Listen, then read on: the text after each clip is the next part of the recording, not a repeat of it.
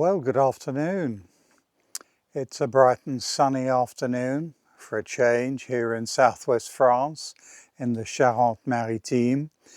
The reason I'm doing this little video is actually because I've had a number of questions from you concerning the tech that I'm using. Now, I know I recently put up a video on that, but some of you have asked me specifically, how did you manage to fit that screen? How was that possible? There's no position on the Forza, unlike the ADV.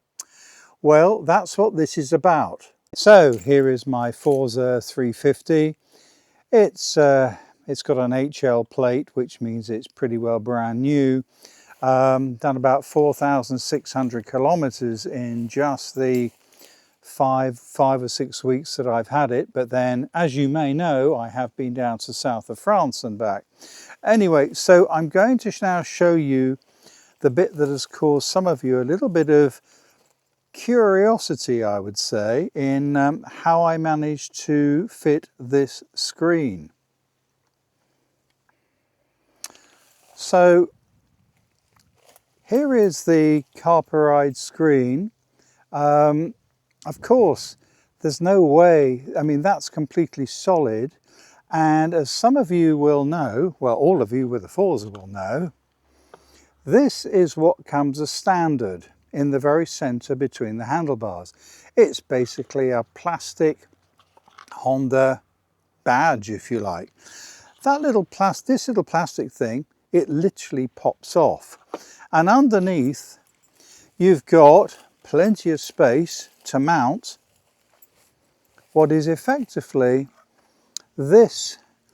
This is a mounting plate which I found on AliExpress. I think it was about 16 euros. And it comes with everything you need, including all the mounting bolts, perfectly aligned.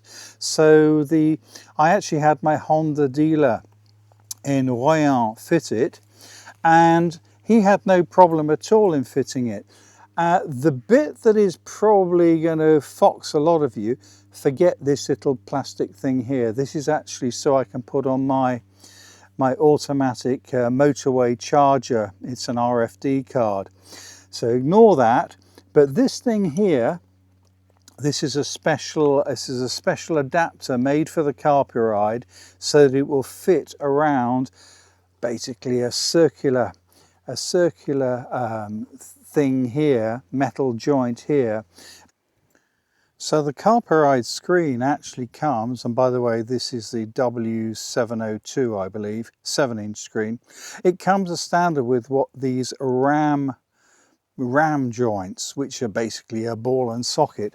Well, that's no good at all for something like this. So this particular unit here has been made by a specialist up in Belgium, actually, and he does these things. I'll put a link in below, but he does them for about 40 euros. Okay, that's going to be plus postage, obviously, to different parts of Europe and the world. But okay, a little bit expensive, but guess what? It really works well. So I use this absolutely all the time. And as you can see, it's now booting up. I've just turned on the ignition. And within a few seconds, it will literally just link up directly to my Apple iPhone. It works equally well, by the way, on Android phones as well. So those of you with Android, that's fine. And again, if you're familiar with this sort of thing, you have all your menus here, absolutely easy peasy to use. I happen to use Waze for A to B type routes, but as you all know, probably know by now, I use Calimoto 99% of the time of when I'm going out on actual road trips, which is great. Which is absolutely great, and it works absolutely perfectly, and that's linked up to my Cardo, or at least my phone is linked up to my Cardo, PackTalk, Edge communicator, so it means that Chrissy and I can talk quite easily on the bike when we're going along.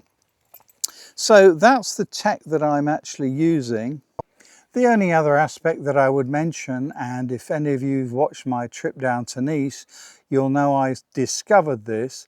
If it's very hot, and my goodness, it's been hot here in France these last months, charging up an iPhone or a mobile phone, it really doesn't work very well. But when you're using something like Calimoto, Waze, Google Maps, or whatever, it uses up quite a lot of battery, a lot of power. So you've got to basically keep it charged the whole time.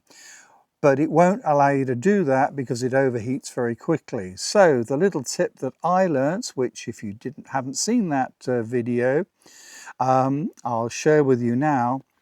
The little trick is to basically put a freezer block, something that you'd use to keep things cool.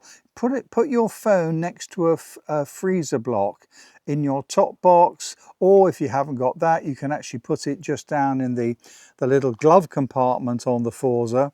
Make sure the phone is properly protected, obviously, but it will keep it very cool, and that means it will keep charging the whole time, which, believe it or not, is actually what you need. So that's really all the tech that I use. So it's the iPhone for navigation and obviously for phone calls, etc.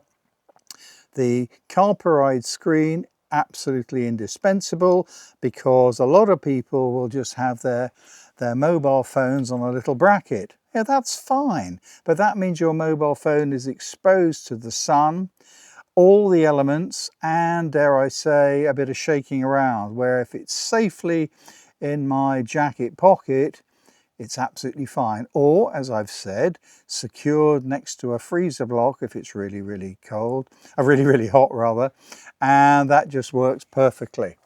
All right, so for those of you who wanted to know how my tech actually works, I will put some links in the links below, so please have a look. Meanwhile, be very grateful if you like and subscribe. Thanks a lot, and see you on the next ride.